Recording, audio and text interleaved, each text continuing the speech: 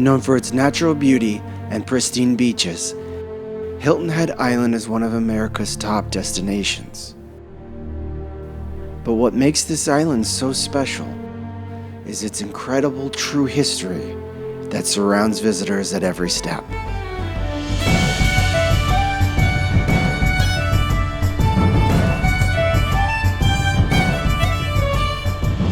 From the early Spanish and French explorers, or lawless pirates like Blackbeard or Calico Jack, to the courageous patriots of the Revolutionary War and the brave Union soldiers of the Civil War, the incredible true history of Hilton Head is like no other in America. We begin our journey at the center of it all, a small plot of land that would come to be known as Zion Chapel of Ease Cemetery. The year was 1781, and the newly declared America was engulfed in the fires of its war for independence. South Carolina, a state that faced more battles in the American Revolutionary War than any other, was under fire and about to lose a native son in a surprise attack.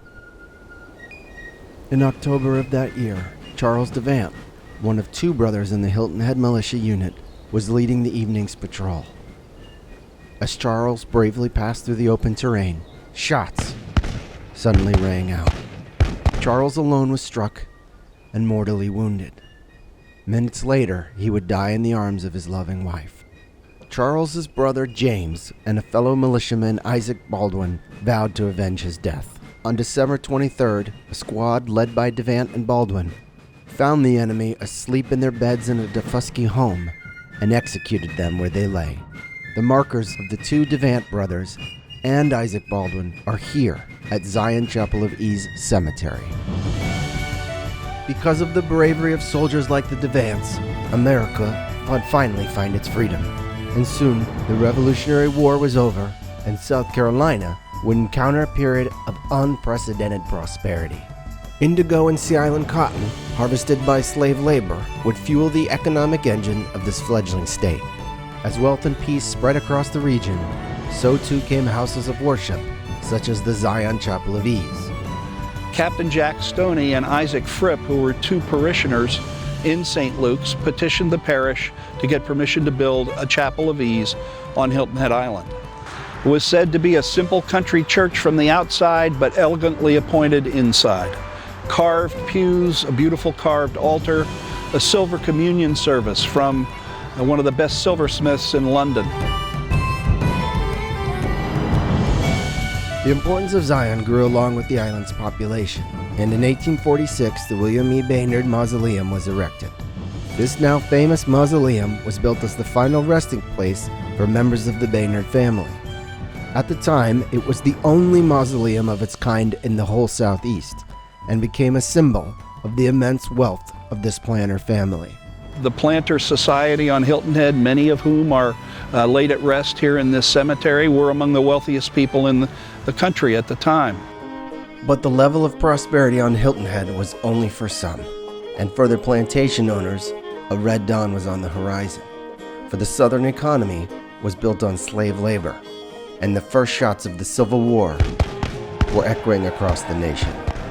Soon, plantation owners and Confederate forces would face the largest armada in U.S. history up until D-Day. Freedom was finding its way to Hilton Head once more, and the Battle of Port Royal had begun. Within hours of the first cannon fire, thousands of Union troops stormed the island only to discover the Confederate soldiers and plantation owners had already fled. All that remained were the formerly enslaved people, left behind to fend for themselves. Shortly after the Union invasion, the Zion Chapel of Ease would be destroyed, its precious silver chalices looted, and the Baynard Mausoleum ransacked.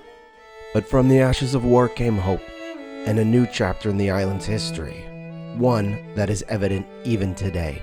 For what's most unique about the history of Zion Cemetery and Hilton Head is that the descendants of those inhabitants who fought for freedom in these two wars and the courageous formerly enslaved peoples still call Hilton Head Island home today. Very proud of the fact that my great-great-grandfather, Prince Brown, was enslaved, able to fight in the Civil War, and use his wages and pension to purchase the very land where he was enslaved in Chaplin. And we are still holding on to that legacy and using the land for our family compound where we live and raise our children.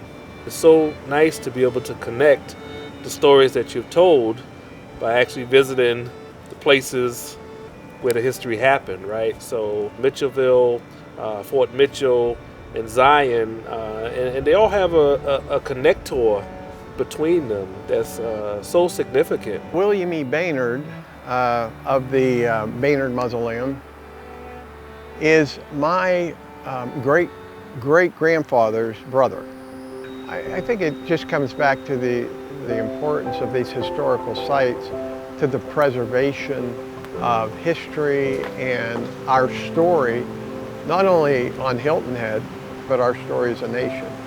Today, I think it resonates even louder in terms of preserving our heritage and honoring diversity in our society, but also seeing how we grew from the people that we were to the nation and the community that we are today. We have such a rich background in American history that needs to be preserved so that future generations of Americans can experience it and learn about it on sites that were significant for that history.